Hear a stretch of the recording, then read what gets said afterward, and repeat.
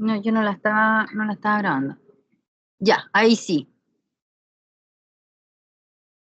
Ahí sí que sí.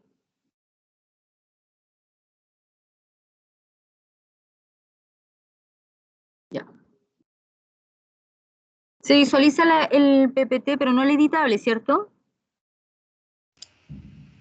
Sí, no, el PPT. Ya.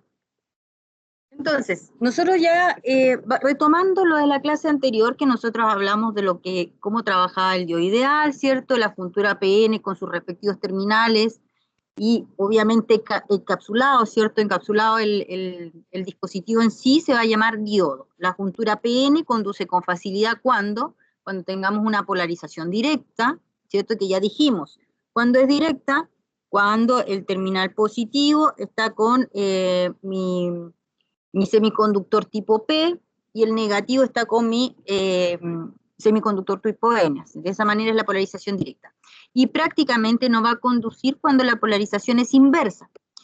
Y dado eso, entonces podemos demostrar que la característica voltaje-corriente del diodo, válida para cualquier tipo de polarización, va a tener la siguiente forma, el siguiente comportamiento, ¿ya? Y aquí hablábamos de esta fórmula de acá, que va a ser lo que modela el comportamiento del diodo, que es la corriente del diodo, va a estar supeditada tanto a la corriente de saturación inversa, a la carga del electrón, a la constante de Boltzmann, la temperatura, el voltaje de polarización, y eso sería. Ahora, pero ¿qué es lo importante? Porque ¿qué es lo que nosotros podemos en el fondo interferir en la realidad? En estricto rigor también podríamos interferir en la temperatura, pero en estricto rigor nosotros vamos a interferir en el voltaje, ¿ya? Entonces de esa manera nos vamos a obtener que mi corriente del diodo va a ser dependiente del voltaje.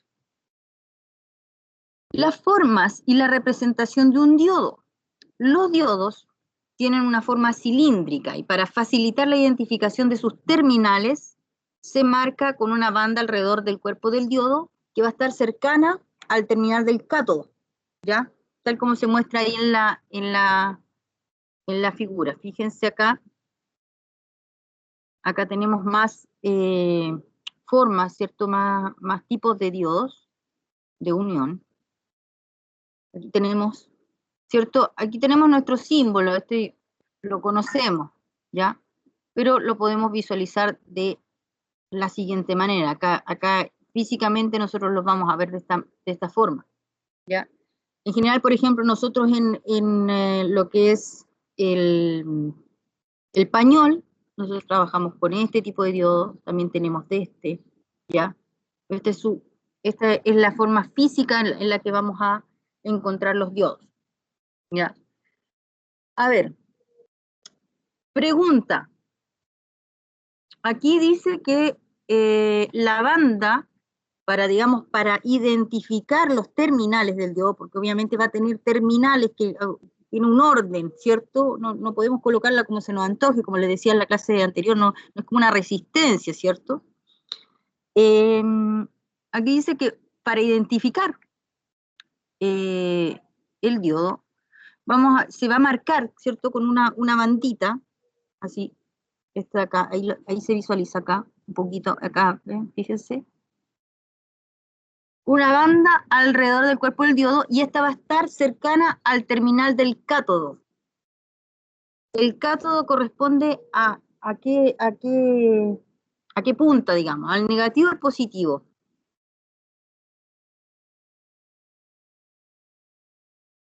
¿Al negativo? Al negativo. Negativo. Ya. Y siempre en cualquier dispositivo el cátodo corresponde al negativo. No. ¿Ya? ¿Y por qué Parece que no? no. ¿Y por qué? ¿Y en qué se diferencian estos dispositivos? ¿Por qué de repente el cátodo es positivo y en otras oportunidades es negativo?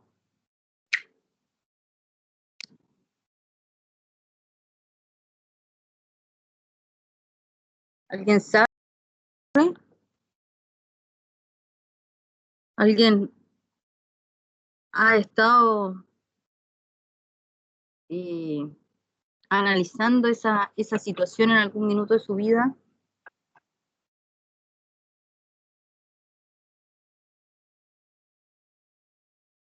Ya, el cátodo va a corresponder de acuerdo a, así es la parte positivo o negativo, de acuerdo a la naturaleza del dispositivo, es decir, si esta va a consumir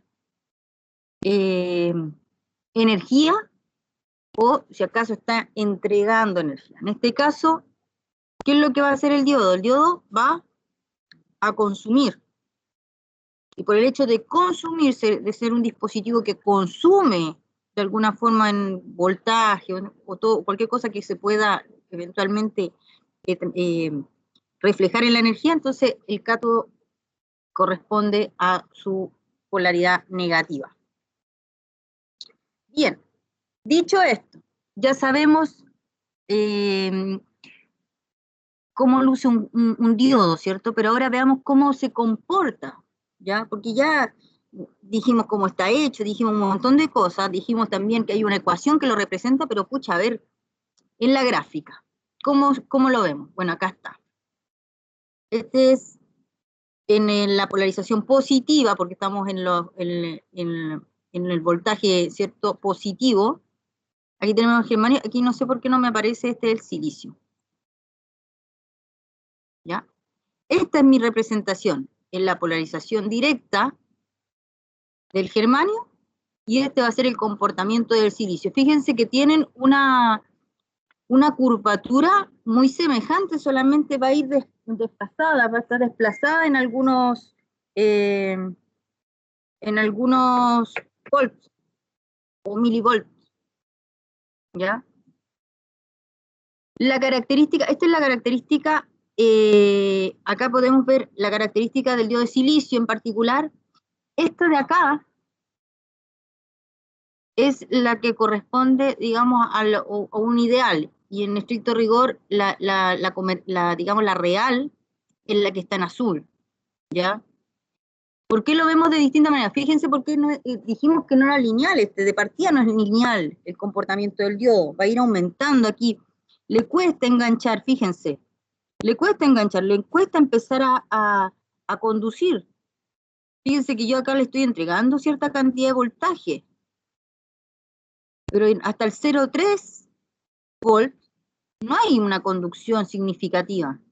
Pero si le voy entregando un poquito más de excitación, lo estoy estimulando un poquito más, ¿qué sucede? Ahí recién empieza, de a poco, ¿cierto? Empieza de a poco y finalmente ahí se lanza a conducir completamente. Y aumenta con una pequeña variación en el voltaje, vamos a tener una gran variación en nuestra corriente del diodo, ¿ya? Entonces, esto es la polarización directa. De aquí para allá, polarización inversa, ¿qué es lo que va a suceder? Fíjense acá que hay un cambio de escala, ¿eh? Para que no crean que esta curva es definitivamente así, aquí hay un cambio de escala. Es decir, cuando yo estoy con una polarización inversa, la verdad es que no tengo casi conducción, esta está muy próxima a cero, ¿ya? Pero, ojo acá, que más adelante nosotros vamos a ver ciertos parámetros que también maneja el diodo, porque acá esta curva no se detiene acá, no es infinitamente así. En algún minuto va a cambiar su comportamiento, ¿ya? Pero ¿qué nos interesa? Trabajemos primero con la polarización directa, ¿ya? ¿Qué va a suceder?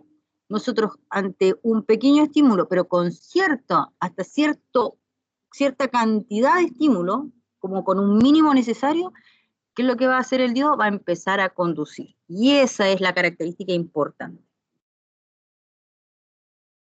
Ahora bien, dentro de ese comportamiento es necesario que nosotros distingamos algunos parámetros, ¿ya? ¿Cuáles son los efectos que tiene el voltaje en el comportamiento del diodo? Yo acabo de darle dos, sin que ustedes se dieran cuenta. Uno, le estaba yo diciendo que en polarización directa, nosotros vamos entregándole voltaje, pero al principio, si yo le entrego de a muy poquitito, no va a pasar nada, no conduce mínimamente, casi imperceptiblemente. Pero llegado a cierto momento, empieza a conducir y ahí se lanza por la vida y empieza a conducir todo lo que se nos antoje, ¿ya? Entonces, ese comportamiento exponencial nos indica algo, que existe una influencia del voltaje. De alguna manera, nos entrega ciertas condiciones para establecer el comportamiento del diodo. Y uno de esos, digamos, efectos del voltaje es el voltaje umbral.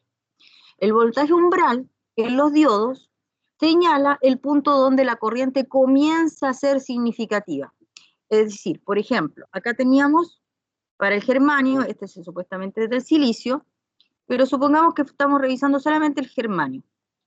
Antes del 0.2, aquí yo no tengo corriente. Y aquí estamos, ojo acá con la escala, estamos en miliamperes. Entre el 0.2 y el 0.4 volts, ahí recién se empieza a levantar la característica del diodo, ¿ya?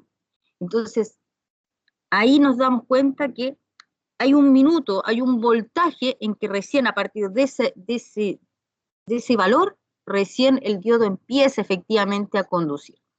Entonces, se sabe que el voltaje umbral para el germanio es del orden del 0.2 volt, tal como lo vemos acá en la figura, y en el caso del silicio es de 0.6, ¿ya? Ahí recién empieza a levantarse la característica. Pero nosotros vamos a asumir que simplemente mi voltaje umbral para el germanio es de 0.3, para que en el fondo realmente sea significativa la conducción, empiece a ser significativa. Entonces 0.3 para el germanio y 0.7 para el silicio. Se observa en la gráfica de las características de dichos diodos que el punto de quiebre del silicio está desplazado en alrededor de 0.4 volts con respecto al quiebre del germanio, es lo que yo les comentaba, ¿cierto? Tenemos unas características muy similares, pero están desplazadas en cuanto a su inicio, cuando empiezan a levantar este comportamiento, esta conducción, ¿ya?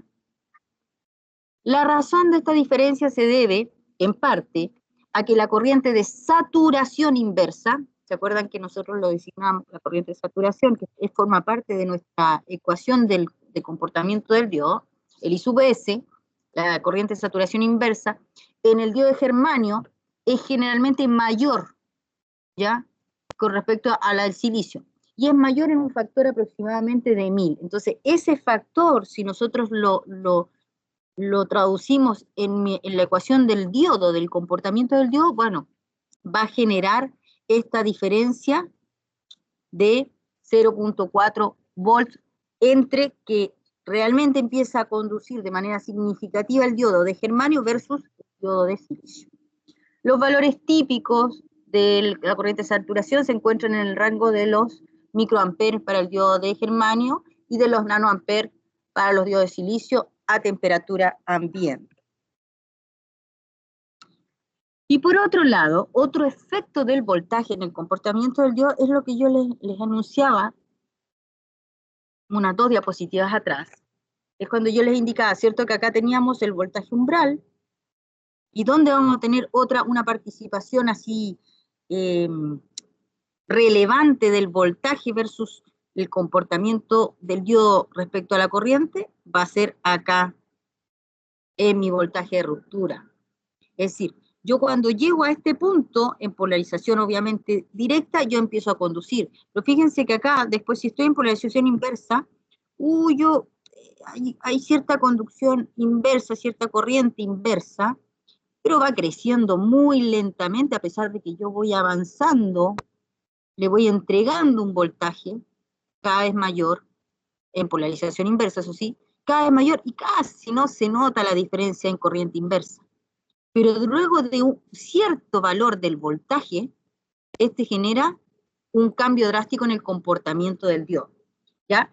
Este voltaje, este valor de acá, se va a llamar voltaje de ruptura, ¿ya? Y lo vamos a denominar como V sub R, que es el voltaje inverso que desata grandes corrientes inversas. El valor de este voltaje va a variar para cada tipo de diodo y depende de los niveles de dopado de impureza, ¿ya? De esta forma, el voltaje de ruptura puede ser unos pocos volts o tan alto como varios cientos de volts, y eso ustedes los van a saber dependiendo del tipo de diodo que están utilizando, los van a ver en la hoja del fabricante, y ahí pueden saber en qué minuto se genera o cuál es el valor del el voltaje de ruptura. ¿Ya? Se reconocen dos mecanismos responsables de este efecto de ruptura, porque yo les puedo decir, bueno, esto sucede. Usted va a decir, pero ¿por qué pasa esto? Se entenderá a lo mejor lo del voltaje umbral. Y ahí yo les voy a explicar por qué necesitamos el voltaje umbral, pero también necesitamos un motivo de por qué se genera este voltaje de ruptura. En el caso de voltaje de ruptura, va a ser debido a la ruptura Zener o la ruptura avalancha, ¿ya? Estos dos términos los voy a dejar como trabajo autónomo, como tarea. Más que tarea, porque no es que yo los vaya a evaluar ni nada de eso. Se los voy a preguntar la próxima clase para ver si, para que hagan ustedes el levantamiento de a qué nos referimos cuando es debido a ruptura Zener, por qué se le llama ruptura avalancha, ¿ya? Pero en el fondo son los mecanismos que generan este rompimiento o esta separación en el comportamiento casi lineal que teníamos en polarización inversa, versus acá llegamos casi a una exponencial, pero extremadamente grande, digamos, aguda. Un ejemplo teórico ahora, si yo implemento un diodo en un circuito. Aquí tenemos un circuito básico, ¿ya?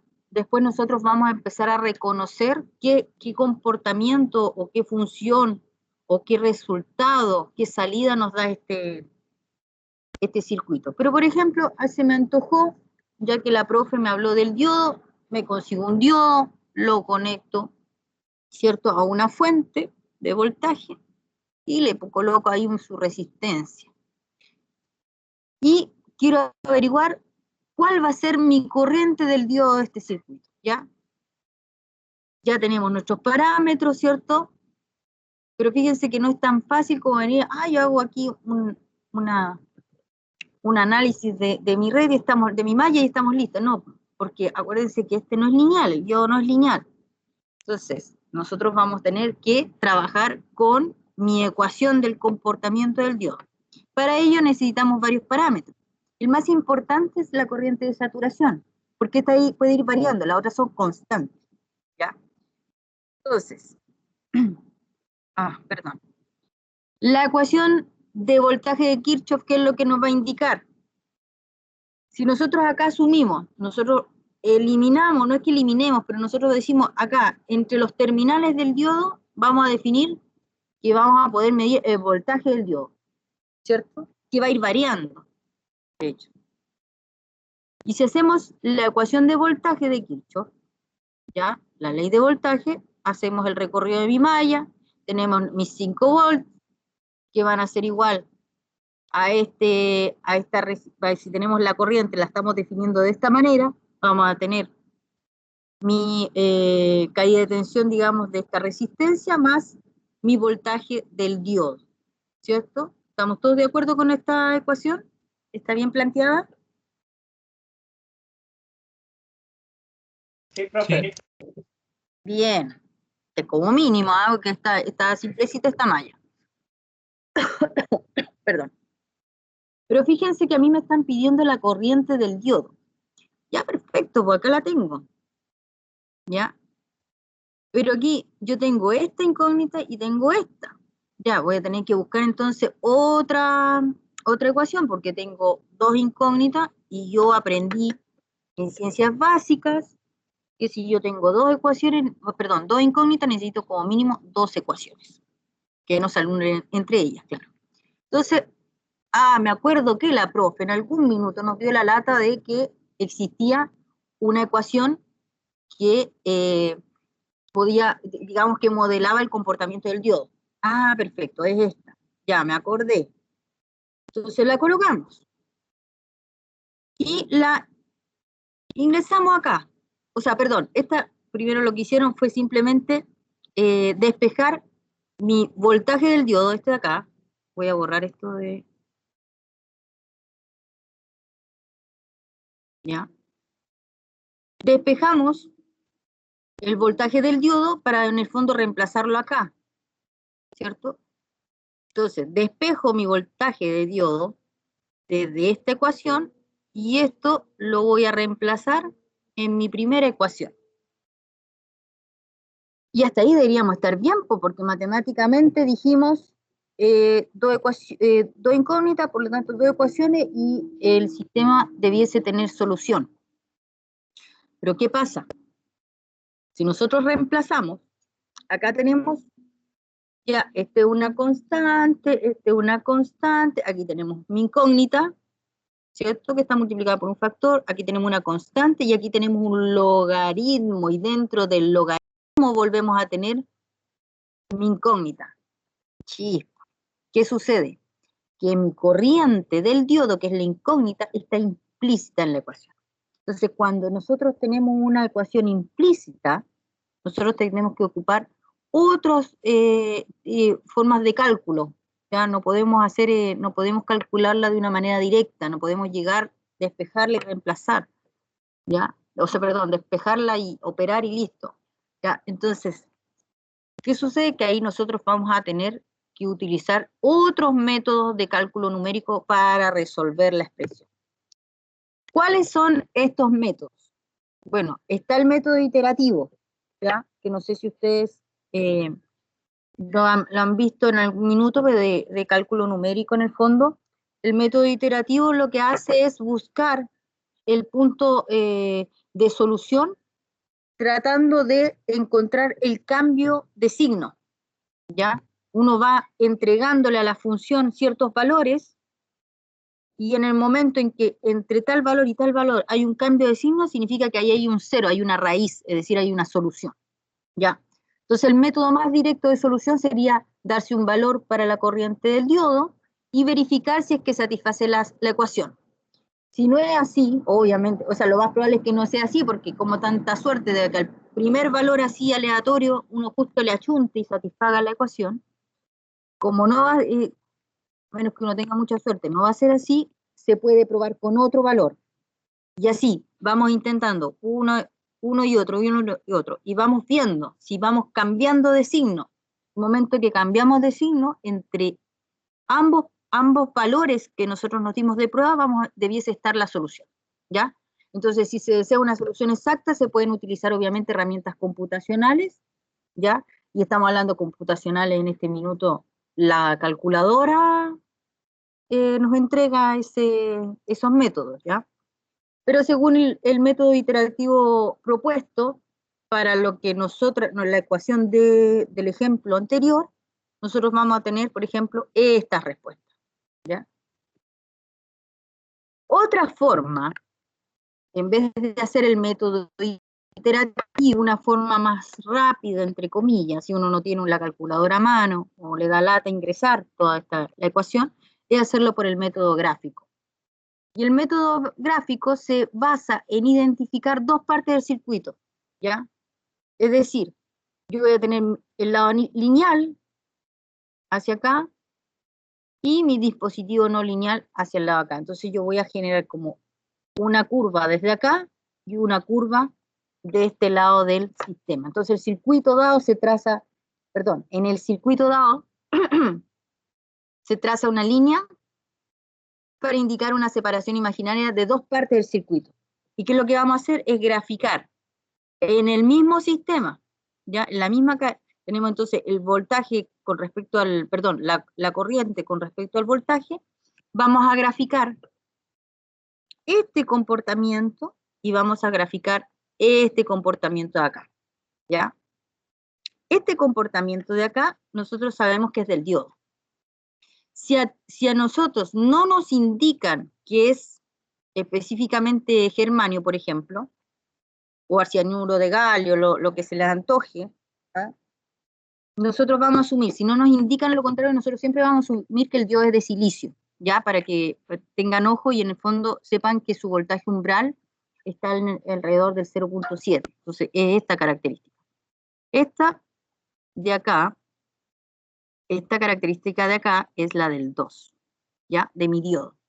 Y por otro lado, en esta misma gráfica, yo lo que voy a representar es el comportamiento de este lado, pero si se dan cuenta, este lado es lineal, ¿ya?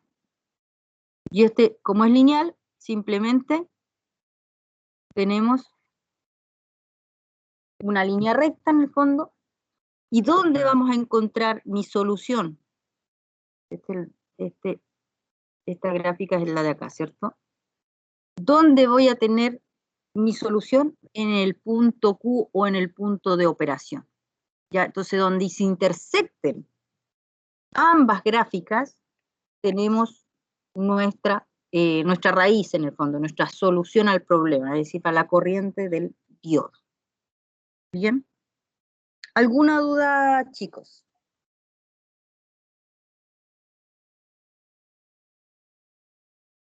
Yo, profe, en el ejemplo teórico que tenía antes, ¿Sí? cuando en la fórmula de la corriente de saturación había un BD, más atrás, Ahí. ese. Había un ¿Sí? BD y usted lo reemplazó en la ley de voltaje. El mismo BD, el voltaje del diodo con el BD de la corriente de Sí, saturación. aquí yo me equivoqué, viste que acá lo puse con minúscula y aquí está con mayúscula, pero es Sí. lo mismo, el voltaje del diodo, ¿ya? Ah, Y este ya. voltaje del diodo, ¿de dónde lo saqué? De la ecuación del comportamiento del diodo. Simplemente despejé, por eso aquí, viste que acá de repente te aparece un logaritmo natural, ¿por qué? Porque al despejarlo, como este estaba dentro del exponencial, finalmente cuando despejo mi voltaje del diodo, aparece mi logaritmo natural, ¿ya? Sí, En era el por el despeje. tema del subíndice. Pero ahí lo aclaró. Gracias. Sí, no, ahí voy a modificarlo para que no se me confunda, pero es el mismo, ¿ah? Se Ya, refiere al gracias. voltaje del diodo. Ok. Entonces, esa es la solución. Veamos, aquí llegamos. Tenemos el subcircuito de la izquierda, ya que viene siendo el lineal, ya. Nosotros acá vamos a tomar como, perdón, oye, que me salió feo, era un puntito el que quería hacer, ya. Tenemos el voltaje del diodo, va a ser igual a toda esta mirada desde acá, ya. Entonces vamos a tener mis 5 volts menos mi caída de voltaje, y mi caída de voltaje acá es respecto a la corriente del diodo, ¿cierto? Entonces aquí tenemos mi corriente del diodo expresada, ¿ya? Le colocamos los valores correspondientes según el sistema, aquí tenemos, nos da perfecto, ¿ya? Esta ecuación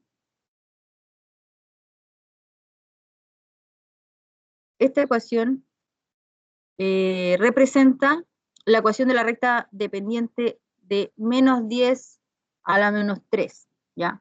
Si la graficamos, esta recta, vamos a obtener esto que dijimos acá, ¿ya?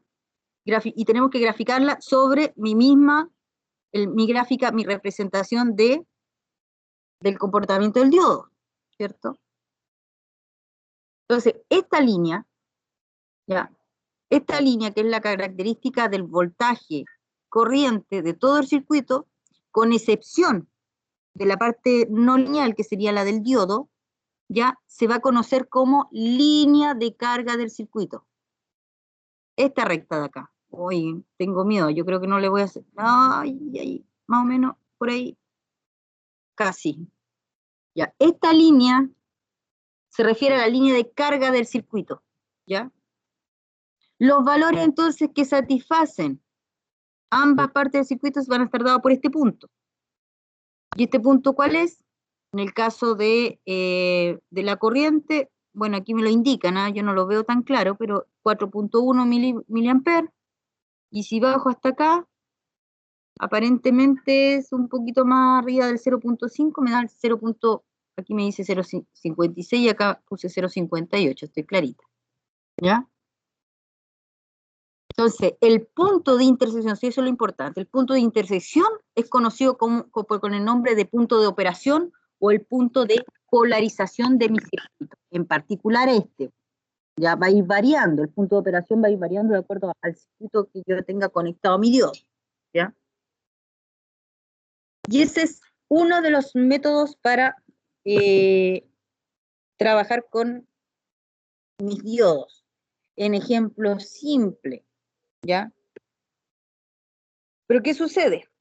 No siempre vamos a tener ejemplos tan simples. Las dificultades impuestas por los elementos no lineales en el análisis de circuito aumenta la búsqueda de modelos que simplifiquen dicho análisis. Recuerden que los modelos en el fondo son idealizaciones, es decir, cuando yo hablo de un modelo significa que yo, así, de puro flujo que soy, en vez de tratar de hacer el análisis completo al hueso de un circuito real, yo estoy buscando una